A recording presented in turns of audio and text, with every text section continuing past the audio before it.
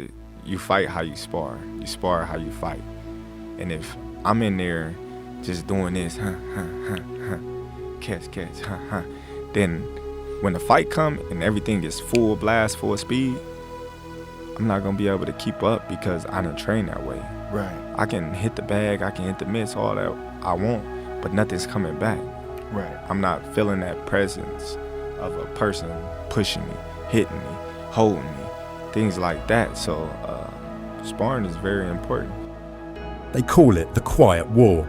Long before the lights and the roar, Bud Crawford is in a thin air room where every breath costs and every jab is measured like a chess move.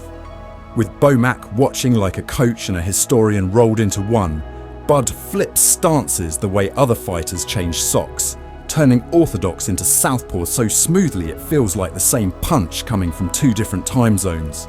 Did they? My coach, he used to get mad, like, you need to focus on one stance and doing it right before you start switching. You ain't even got the orthodox stance down pat all the way, and then you trying to go southpaw. I'm like, all right.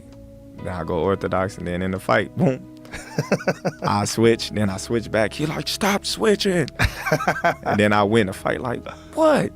Sparring partners are chosen like study guides, mirror rhythms, mimic angles, while altitude runs bake endurance into his lungs and a careful plan quietly tacks on the extra weight without stealing his snap. All the while he trains on a ledger nobody sees, a ledger of slights, underestimates, and the kind of hunger that won't settle for being remembered. It insists on being unforgettable. When did he stop telling you to stop switching? When I was winning. He was like, all right, since I can't stop you from switching, we just gonna train that way. So yeah, if you do 4 rounds, you're gonna do 2 rounds southpaw, you're gonna do 2 rounds orthodox. That's just how we started training. On Joe Rogan's show, Crawford explained, sparring with a kind of raw honesty that makes you understand why he's so dangerous. For him, sparring isn't a light workout or a warm-up. It's the battlefield before the battlefield. 3 days a week, he subjects himself to sessions that mirror the intensity of a real fight, because he believes you fight exactly how you spar. Hitting the bag or the mitts, he said, doesn't prepare you for the pressure of another man trying to impose his will, holding you, hitting you, testing your limits. And not saying that you have to, go hard every single time you spar, but there gotta be days where, that fighter is trying to put it on you, because now you're getting used to that, and now your body is getting in shape to withstand the rounds, the time, the grappling, the holding, the hitting, all that. So you need that. That's why his sparring is intense, unforgiving, and real.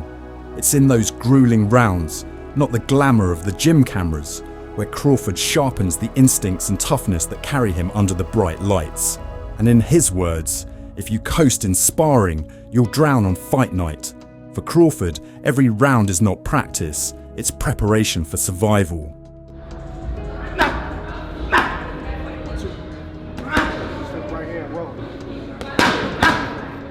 How do you judge when you're doing too much hard sparring? Your body will tell you. I'm a firm believer in listening to my body. Since the very beginning, Crawford's bond with his coaches has been more than business, it's family. These aren't just trainers shouting instructions from the corner, they've been with him since he was a kid, watching him grow from a hungry boy swinging wild in the gym to the pound-for-pound king. That's why they know him inside and out, sometimes even better than he knows himself. They can see when his body is breaking down, hear it in the way he breathes, or notice when his footwork looks just half a beat slower.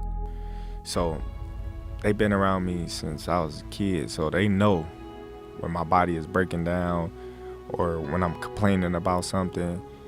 Bo would be like, all right, well, we're going to do this today. Or we're going to do this today. And I'll be like, man, what? He'd be like, we're going to do this today. I'd be like, man, I don't want to do that, man. I want to work. Because as a fighter, I want to work hard every day. Crawford might want to push, spar and grind every single day.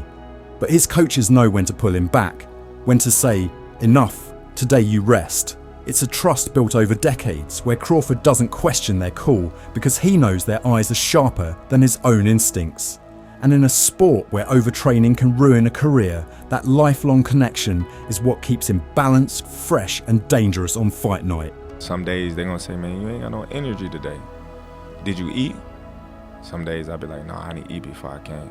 Oh, I can tell, you know, or you're moving kind of slow. You all right? You know, so it's very important that you be honest with your coaches as well. For most fighters, weigh-in week is hell. You see guys sweating out pounds in saunas, wrapped in plastic, spitting into cups, barely able to stand, losing the fight before the first bell even rings. But Terence Crawford, he flipped the script. By the time weigh-in day comes, he isn't dragging himself to the scale half dead. He's already there. No panic cuts, no desperate last-minute runs, no draining his soul just to make weight. So when you weigh in, that's natural. Yeah, and like the day of the weigh-ins, I'm not cutting none. That's beautiful. I used to have to cut like 5 pounds in the morning of the weigh-ins. You know, Did you feel that the next day? Nah, not really. Sometimes. He trims smart weeks ahead, adjusts meals, times his training, and walks in calm while everyone else is suffering. To him, the scale is just a formality, not a battlefield. That's the hidden edge of his discipline. The fight doesn't start at 168.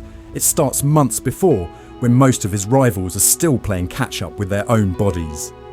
I try to make weight, you know, at least the night before, so I can sleep as long as possible till the weigh-ins, and you know, go from there. Man, Crawford's over here freezing himself in ice baths like he's training for a polar bear championship. And then boom, switch gears, because Jaron Boots Ennis just dropped his side of the Canelo sparring story. And let me tell you, this ain't no regular sparring tale. Boots out here talking about fishing with Canelo like it's a vacation package. But don't get it twisted, this man's first fight at 154 is coming, and he's saying knockout like it's already penciled in on the schedule. And the best part? He don't care about no backlash, no Twitter trolls, no rumour mill. Gotta ask you, people gonna me if I don't. How was the work? The work was great. You know, the work was great. You know, like I said, I had a great time. We was having fun. You know, I love being in there with Canelo. It was a great thing. That's savage. That's how you know a fighter's locked in, when sparring with the face of boxing is just another Tuesday for him. You, me, we all gotta admit, that's the type of confidence that makes the division real spicy. And yo, let's keep it real. Not everybody even gets a chance to share rounds with Canelo, let alone walk out smiling like it was a spa day. Boots came back like, yeah, it was cool. I caught some fish, traded hands with a legend, no big deal. That's crazy confidence. Most fighters would frame that sparring glove and tell the story at every barbecue for the rest of their lives. But Boots, he's already looking at October 11th like, nah, the real history starts now. You and I both know, when a fighter treats Canelo sparring like warm-up laps, he's cooking up something dangerous for fight night. Did you expect this kind of attention from a sparring session? I already knew it was gonna go crazy. You know, once we posted the pic, I'm like, yo, this junk gonna go everywhere. We kind of like figured it, and you know, it kind of, I guess you could say it made the fight more interesting. Man, right when you thought the Ennis talk had the room shaking, Shakur Stevenson slid in like, hold my Gatorade, I got something to say. And yo, the way he clapped back at Punch Drunk, that wasn't a debate, that was a verbal uppercut. You and me watching this, it felt less like boxing talk and more like two dudes about to bet the rent money on push-ups. And Shakur, he's smooth with it, calm voice, but you know he's daring somebody to test him. I swear bro had that look like, say one more slick word and I'm pulling out receipts. Like I said, I think that it's gonna come down to the IQ and the skill of Bud anyway. I think that Canelo in that high guard, and once Bud turns southpaw and stay long on him, I think that's gonna be a real big problem. We, the fans, love this energy because it's not just fights in the ring anymore, it's chess games on the mic, it's pride checks, it's I'll out-talk you before I outbox you. And if you ask me, that kind of confidence tells you everything about where Shakur's head is at, sharp, fearless, and already plotting 3 moves ahead. And the wild part? He's talking about Crawford versus Canelo like he's scouting for a weekend backyard sparring sesh. No fear, all IQ. I'm telling you, You can feel that swagger radiating through the screen like, yeah, I see the giants, I see the hype, but I'm still calling my shots. We've all been living for these moments where someone just refuses to be quiet. Like I said, skills win fights and weight don't. Man. But that's Canelo though.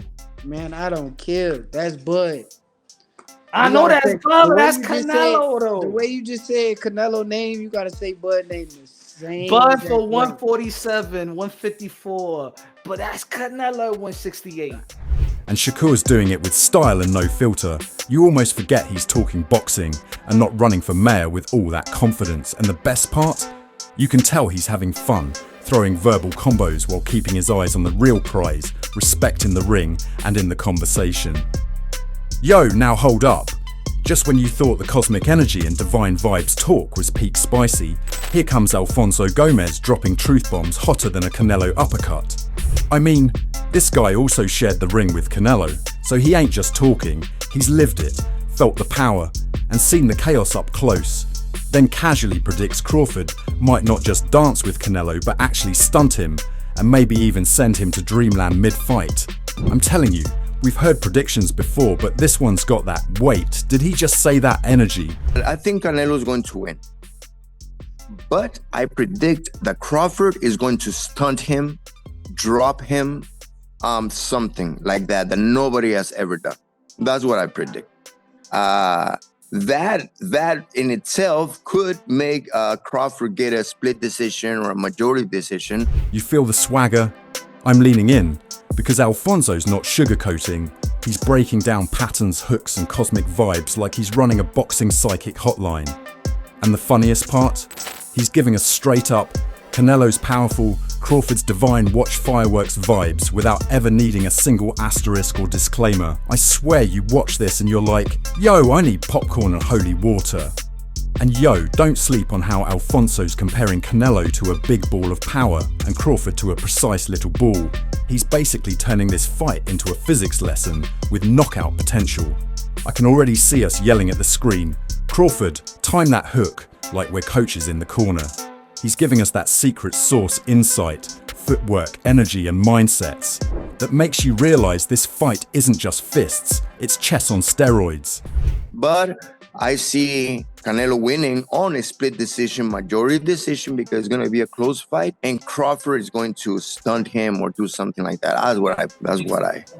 Is Canelo still as good as the one that you fought in the ring? I think he's better. Yeah, I think he has fine-tuned his style. And the part about Canelo getting under his own skin, bro, that's comedy and drama wrapped in one, because you know Crawford's just gonna stay calm, collected, and probably sip water while plotting the right shot. Man, we're not just watching a fight, we're witnessing a potential cinematic moment where skill meets soul, and maybe, just maybe, Crawford rewrites the script. Man, at the end of the day, what we're looking at here isn't just a fight, it's a clash of styles, energies, and mindsets. Crawford's precision, discipline, and divine vibes versus Canelo's raw power, commercial swagger, and fight IQ. It's gonna be fireworks, plain and simple. You feel me? This isn't just about punches landing, it's about timing, awareness, and who's got the mental edge when the bell rings. And yo, don't forget, we've got insights from the people who've been there, shared the ring, and lived these moments. They're giving us the cheat codes. Drop your thoughts in the comments, let's start that debate. Who's taking it? Crawford's divine calm or Canelo's chaotic power?